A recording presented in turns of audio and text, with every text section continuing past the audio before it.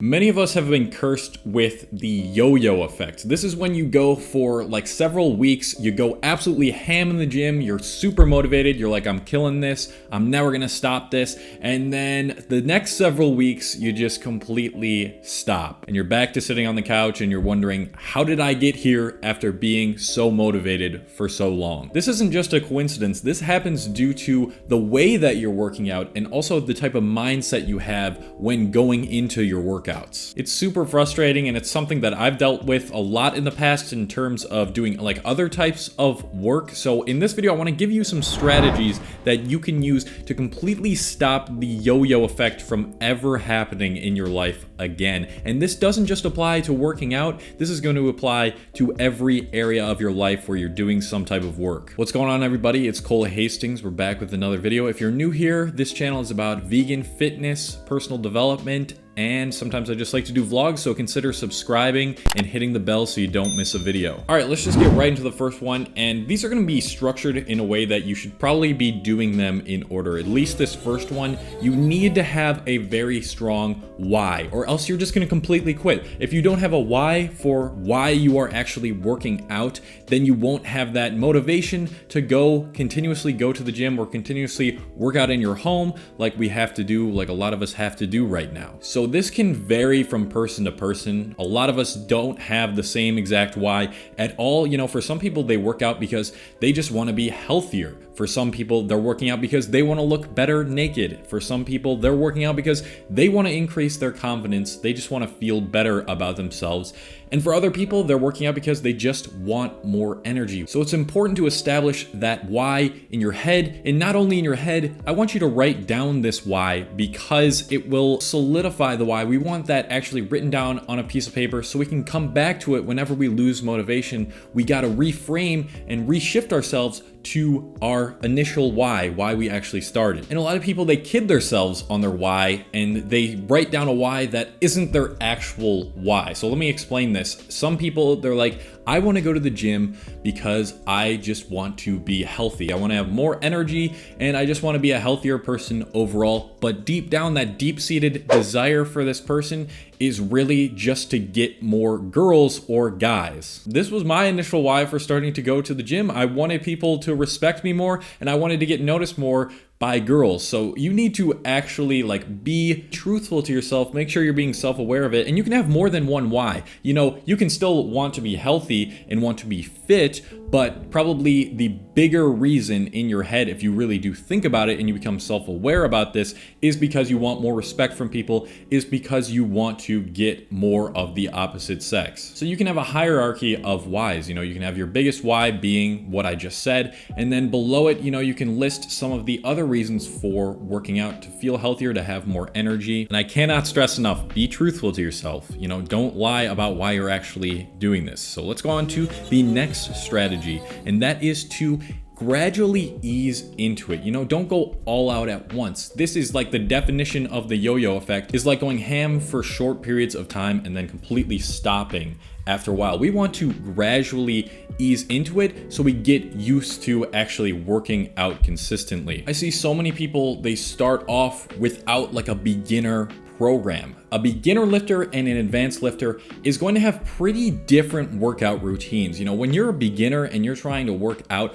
pretty much any type of resistance you're putting on your muscles, at least if you're doing resistance training, is gonna build you muscle. So you don't need to go as hard necessarily and do as many exercises necessarily at the start of your lifting journey. And the same goes for like any other type of workouts. Like if you're a runner, you want to start off by, you know, maybe only running like 1 mile a day, and then you gradually ease into it. You're like, you know what, I have done this for so long at this particular pace that I can start gradually working out more, doing more exercises. So for that runner, that might be, you know, doing a 1.5 mile run now and also doing like sprints at the end of your jog. Because if you try to go all out at the start, you're just going to burn out. So a lot of you guys who watch me are into fitness and actually like lifting weights. So here's what I suggest you do. I want you to start off with like an upper lower body program or like a full body program where every other day you're taking a rest day. This might mean only working out like 3 times a week, and that's totally okay at the start. You don't need to be going absolutely ham, working out 7 days a week at the start, because again, that's just going to produce the yo-yo effect. You're going to get so burnt out, so unmotivated by the end of like just a couple weeks of trying to do this. You're going to be like, you know what, I quit completely and I'm never going back to this. So that's why it's so important to just ease into it. Just have a few days each week where you work out, maybe even 2 days a week where you just work out. We live in an era of instant gratification where everybody wants the results right away. So we're like, we got to put in the work to get the results right away. But in terms of any aspect of fitness, it is the long haul. It is the long game. The only way you're going to see actual results is if you turn your fitness into your lifestyle. You implement it into your lifestyle over time. The physique you want for like 90% of the people watching this is going to take you several years to get. So you need to be in this for the long haul, which means you don't need to be going all out at the start. Consistency trumps overexertion of yourself every single time. A comparable example here is like when people want to go vegan. When they tell me that, I'm like, okay, well, you should gradually ease off of eating meat. Don't jump right into veganism because you'll burn out. And honestly, that's not really the healthiest way to do it. So I tell them to gradually ease off the meat, eat a little bit less meat and dairy and eggs each week, and eventually you will be full vegan. So it's the same with like wanting to be a full athlete. You gradually ease into the workouts. Maybe the first week you only do 1 workout, and then the next week you do 2 workouts, and the next week you do 3 workouts. And eventually you're gonna find that sweet spot of the amount of workouts that you do every week that keeps you consistent but doesn't allow you to burn out. So let's go on to the next one, which is something I just recently learned and I definitely wanted to share in this video. It is called the 85% rule. So I was listening to the Tim Ferriss podcast the other day, as I do, and Hugh Jackman was on and he talked about the 85% rule. And I don't remember the specific name of the runner, but this runner who was in like these 100-meter runs, I'm probably wrong here, but that doesn't matter. The story matters. And this person, this scientist, was analyzing this runner, wondering how he always finished pretty much first, even though for the majority of the race he was in the back of the pack. And that is because he stayed consistent throughout the entire race, while all the other racers were using up all their energy throughout the race, going as hard as possible. Those people by the end had pretty much no energy left, and so they burnt out at the end. Whereas this runner, he was in the back of the pack at the start, but since he consistently ran at the same pace throughout the whole race, at the end, he beat these runners. And so this ties a lot into the previous strategy that I was talking about, to gradually ease in. But once you're at the point where, like I said, you're consistently working out, let's say 5-6 times a week, what you need to do is make sure you're giving it 85% during those times. See, I'm someone who believes you should never do reps until failure anyway. Maybe unless you have like a spotter on your bench or your squat or something like that. I never suggest doing reps until failure, because then you burn yourself out for the rest of the workout. You need to think of your energy levels during a workout as like a tube of liquid. See, we have this tube of oh my god, what did I just do? You know what? Just did something with my hands there. I'm sorry. Please no one make a meme out of that. So we have this tube of liquid, and it's important that we slowly lose the liquid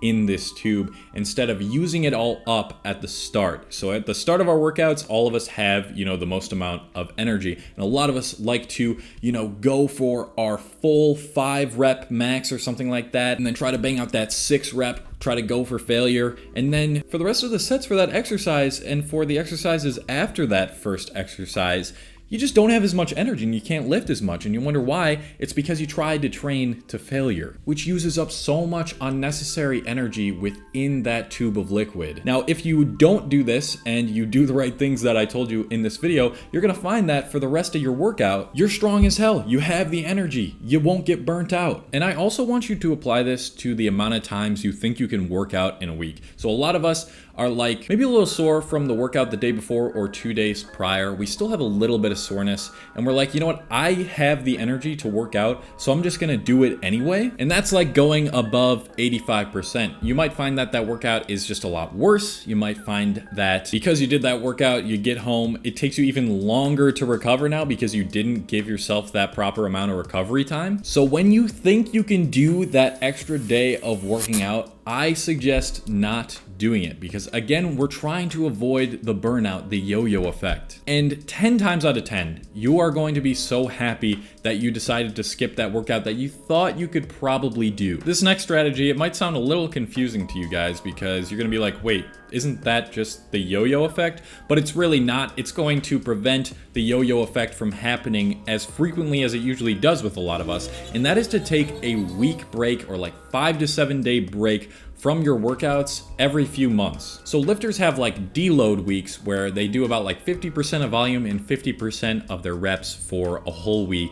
And then the next week they come back stronger. And you can do this if you're lifting. That's pretty much the same as what I'm talking about here. But in any other types of exercise, you know, just take a week off every few months. Even if we are using the 85% rule, even if we are not using our full power and overexerting ourselves, it's still important to just take time off of fitness, to take time off of workout and focus on the things we don't usually focus on, which might be friends, it might be improving your work ethic, or it might just be improving relationships in general. It's important to take that time that you usually use to work out and work on your fitness and health goals to focus on those other areas of your life that you might be lacking in. Because so many of us, once we do start getting into the routine of working out, it becomes an addiction for us and we just feel like crap if we don't work out. I'm really in that mindset almost all the time where if I skip a workout, like I said, I just feel like shit about myself. And I feel like I'm losing all my gains, and I'm like, if I take a week off, well, there goes all the muscle I've built in the past 5 years. But you will not lose muscle. You will not get worse at whatever fitness endeavor you're doing in just a week. And in fact, when you go back to doing your fitness habit, you will find that you are stronger,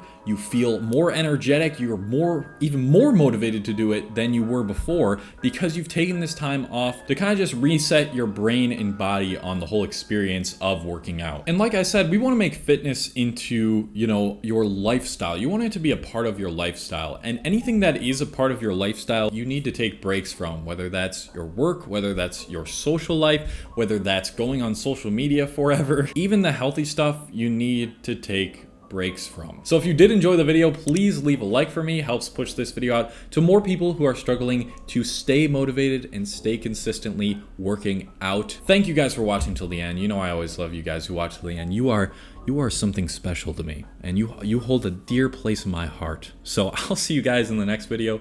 Have a good rest of your day.